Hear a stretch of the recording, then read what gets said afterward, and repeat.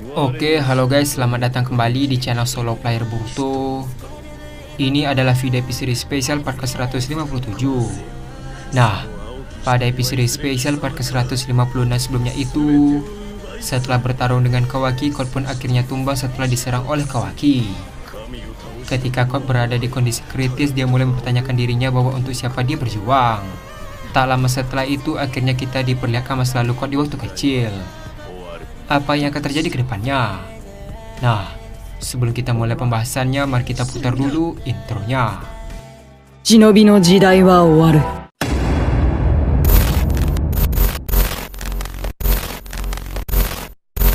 Aoki Hitomi wa izure kisama kara subete o ubai saru. Adegan dimulai dengan memperlihatkan anak-anak yang berlari ketakutan. Di sisi lain, Code pun kagum dengan Jigen yang telah menolongnya. Tak lama setelah itu, Jigen membalikkan badannya dan mulai menunduk ke arah Code. Jigen berkata, "Di mana orang tuamu?" Code membalas, "Aku tidak tahu. Mungkin mereka sudah mati." Mendengar perkataan Code, Jigen berkata kembali, "Setelah ini kamu kemana?" Dengan raut wajah yang sedih, Code membalas, "Entahlah. Aku tidak tahu kemana arah tujuan hidupku. Aku hanyalah anak sebatang kara." Setelah mengatakan hal tersebut, Jigen tiba-tiba memegang kepala Code sambil berkata, "Kalau begitu, kenapa tidak ikut saja denganku? Kau akan mendapat makanan dan tempat tinggal." Mendengar perkataan Jigen, Code pun sangat terkejut. Lalu Code tiba-tiba tersenyum sambil berkata, "Benarkah? Kalau begitu aku ikut denganmu. Aku akan menjadi orang yang berguna untukmu. Ngomong-ngomong, namaku adalah Code. Kau siapa?" Jigen membalas, "Namaku adalah Jigen." Setelah mengatakan hal tersebut, Jigen langsung berdiri dan membalikkan badannya. Lalu Jigen berkata, "Ayo, kita akan pergi. Kita akan pergi ke rumah barumu." Tak lama setelah itu, Jigen langsung berjalan ke arah hutan, diikuti oleh Code dari arah belakang. Sambil berjalan, Code tampaknya ingin berkata sesuatu kepada Jigen. Namun sepertinya Code mengurungkan niatnya untuk tidak bertanya. Menyadari hal tersebut, Jigen tiba-tiba berkata, "Ada apa? Sepertinya kau ingin bertanya sesuatu. Dengar, kau boleh bertanya apapun padaku." Mendengar perkataan Jigen, Code membalas, "Soal itu, kenapa kau malah memberikanku tempat tinggal? Padahal aku adalah orang asing. Selama ini aku selalu diasingkan oleh orang-orang, tidak punya tempat berlindung. Bahkan bertahan hidupmu sulit." Jigen membalas, "Alasanku ingin membawamu karena aku melihat potensi yang ada di dalam tubuhmu. Aku ingin kau menjadi anak yang berguna bagiku, menjadi kuat dan terus bertambah tanpa batasan." Mendengar jawaban Jigen, Code berkata kembali, "Aku tidak akan mengecewakanmu." Setelah cukup jauh berjalan, akhirnya mereka sampai dan masuk ke dalam markas Kara. Terlihat Code mulai melihat anak-anak seusianya yang terjebak di tabung eksperimen. Namun Code tampak tidak terkejut atau takut sama sekali. Melihat ekspresi Code yang sangat tenang, Jigen berkata, "Sungguh mengesankan. Sepertinya kau tidak takut ya?" Code membalas, "Aku sudah terbiasa dengan hal ini sebelumnya." Adegan pun beralih ke Amado yang sedang mencatat data untuk eksperimen mereka. Ketika sedang fokus, tiba-tiba Jigen menghampirinya dan berkata, "Hei Amado, aku sudah membawa satu anak lagi." Mendengar hal tersebut, Amado langsung membalik ke badannya dan membalas, "Siapa namamu?" Code membalas, "Code." Amado berkata kembali, "Kalau begitu tolong lepaskan semua atributmu dan masuk ke dalam tabung ini." Di sisi lain, Jigen melihat ke arah Code sambil berkata, "Kau akan berguna untukku kan?" Code membalas, "Tentu saja." Adegan pun beralih ke Code yang sekarang sudah ada di atas dan berada di dalam tabung. Terlihat tabung milik Code sudah dipasangi oleh kabel-kabel dan tabung untuk bernapas.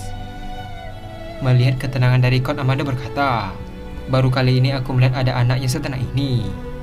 Di sisi lain, Jigen langsung mengaktifkan segel karma dan mulai memasukkan tangannya ke dalam wadah yang cukup besar. Ketika Jigen memasukkan tangannya ke dalam wadah yang berisi air itu, tiba-tiba air itu berubah menjadi warna hitam pekat. Di saat yang bersamaan, air hitam itu mulai menjalar ke selang di tabung Code. Terlihat Code tampak kesakitan dan mulai menggerakkan tubuhnya karena efek tersebut. Ketika Code mulai memberontak, dia pun melihat wajah Jigen yang berharap penuh padanya. Tak lama setelah itu, tanpa sadar segel karma mulai muncul di tangan kiri Code. Namun warna karma yang diperlihatkan Code adalah warna putih. Melihat hal tersebut, Amado berkata, "Karma putih. Di sisi lain, Jigen hanya melihat tanpa mengatakan apapun. Tak lama setelah itu, Kok pun tiba-tiba pingsan di dalam tabung tersebut. Adegan pun beralih ke sebuah ruangan tidur di markas Kara. Terlihat akhirnya Kok sadar setelah pingsan cukup lama. Di sisi lain, Jigen berkata, "Akhirnya kau sadar. Ayo, ikuti aku." Mendengar perkataan Jigen, Kok langsung berdiri dan mulai mengikutinya. Sambil berjalan, dia pun menyadari ada segel karma di tangan kirinya. Dengan raut wajah yang heran, Kok berkata, "Tanda apa di tanganku ini?" Jigen membalas, "Itu adalah segel karma. Segel itu membuatmu menjadi jauh lebih kuat. Segel karma itu berasal dariku. Namun karmamu berbeda dari yang kubayangkan. Maka dari itu kita harus mencobanya apakah ini berfungsi." Tanpa sadar ternyata mereka sudah ada di arena pelatihan di markas Kara. Ketika Kok lengah, Jigen langsung menyerang Kok dengan tongkat besi. Karena serangan mendadak itu, Kok pun langsung terjatuh. Dengan raut wajah yang heran, Kok berkata, "Apa yang Tuan Jigen lakukan?" Jigen membalas, "Ini adalah sebuah pelatihan. Lawan aku dengan segel karma milikmu. Kau ingin berguna untukku, kan?" Mendengar perkataan Jigen, Kok mulai serius dan membalas, "Tentu saja." Setelah mengatakan hal tersebut, Kok langsung menggunakan segel karma di tangan kirinya. Namun di saat yang bersamaan, tiba-tiba tangan kirinya mulai berubah menjadi tangan cakar. Tak hanya itu saja, warna rambut Kok mulai berubah menjadi warna putih. Dengan raut wajah yang heran, Kok berkata, "Apa ini?" Jigen membalas, "Di saat kau pingsan, kami telah memodifikasi tubuhmu. Sekarang kau jauh lebih kuat dari manusia biasa. Nah, sekarang coba serap serangan ini dengan segel karmamu." Terlihat Jigen langsung melakukan laser peledak ke arah Kok. Melihat serangan tersebut, Kok langsung menggunakan segel karmanya untuk menyerang serangan tersebut. Bukannya berhasil, justru Kok terkena ledakan dari laser itu hingga terjatuh. Melihat kejadian itu, Jigen berkata, "Karmanya tidak berfungsi ya." Dengan kata lain, ini adalah karma yang cacat. Mendengar perkataan Jigen, Kok yang sedang menahan rasa sakit mulai berdiri sambil berkata, "Tunggu dulu Tuan Jigen, aku akan membuktikan padamu bahwa aku berguna untukmu." Setelah mengatakan hal tersebut, Kok langsung melakukan tercakar di sekitar Jigen.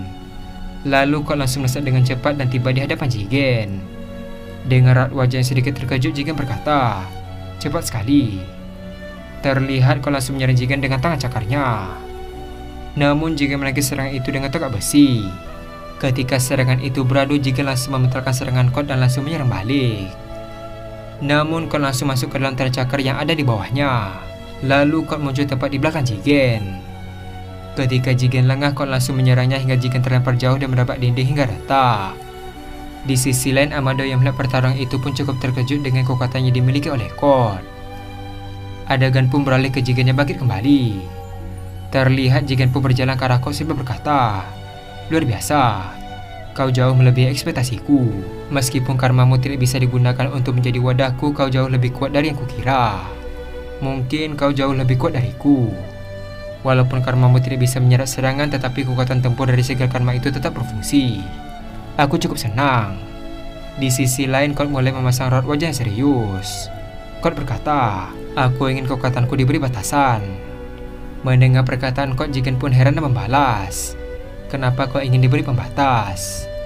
Kok berkata kembali, "Aku tidak ingin lebih kuat dari Tuan Jigen." Tak lama setelah itu, Jigen pun mulai meninggalkan Kok sambil berkata, "Sekarang kau adalah bagian dari anggota Kara." Mendengar perkataan dari Jigen, Kok tampak senang karena dirinya telah menjadi anggota dari Kara. Kok berkata, "Suatu kehormatan bisa bergabung." Setelah selang beberapa tahun, Kok tampak terkejut ketika Jigen membawa Kawaki yang masih kecil. Terlihat Kawaki mendapatkan perhatian lebih dari Jigen itu sendiri. Karena Kawaki mendapatkan segel karma yang sempurna, Kawaki terus dilatih oleh Jigen setiap hari. Di sisi lain, Kok mulai iri dengan Kawaki karena Jigen selalu bersama Kawaki. Dengan raut wajah yang kesal, Kok berkata, "Sejak orang itu datang ke sini, Tuan Jigen selalu saja memperhatikannya." Adegan pun beralih ke Kawaki yang baru saja berlatih bersama Jigen. Terlihat Kawaki babak belur karena perlatihan keras yang dilakukan oleh Jigen. Ketika Kawaki berada di lorong, ternyata Kok sudah menunggu Kawaki di sana. Melihat Kok, Kawaki berkata, "Kok, kenapa kau ada di sana?" Dengan raut wajah yang kesal, Kok langsung memegang baju Kawaki dan mendorongnya hingga terjatuh.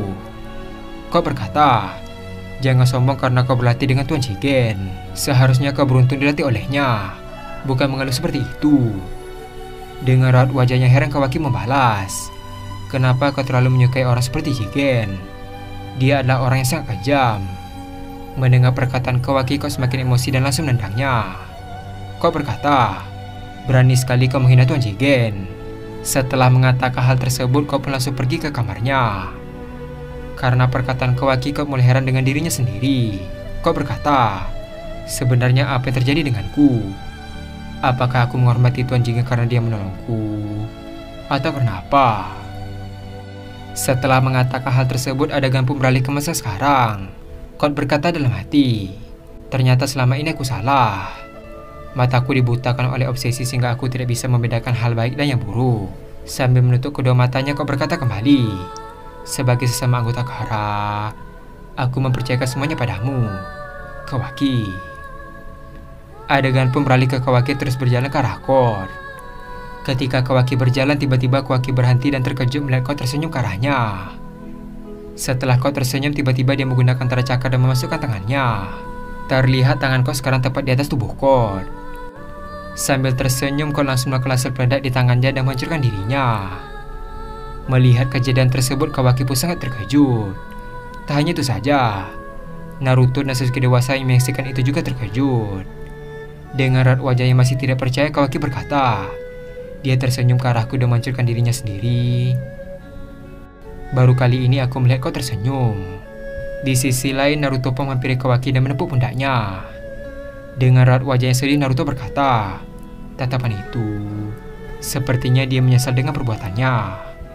Dan senyuman itu dia seolah-olah mempercayakanmu untuk mengatasi masalah ini." Mendengar perkataan Naruto, Kawaki membalas, "Untuk apa aku bersimpati pada orang sepertinya? Dia pantas mendapatkannya." Setelah mengatakan hal tersebut, Kawaki mengeraskan kepalan tangannya sambil berkata dalam hati, "Kot sialan, kenapa kau?" Dan adegan pun habis sampai di sini. Setelah kita melihat masa lalu Kot, ternyata dia sendiri juga bingung kenapa dia sangat menghormati Isshiki. Setelah Kot sadar, dia pun tersenyum ke arah Kawaki dan langsung mengakhiri hidupnya sendiri. Melihat kejadian tersebut, Kawaki juga terkejut sekaligus tidak percaya dengan apa yang dilihatnya. Apa yang akan terjadi ke depannya?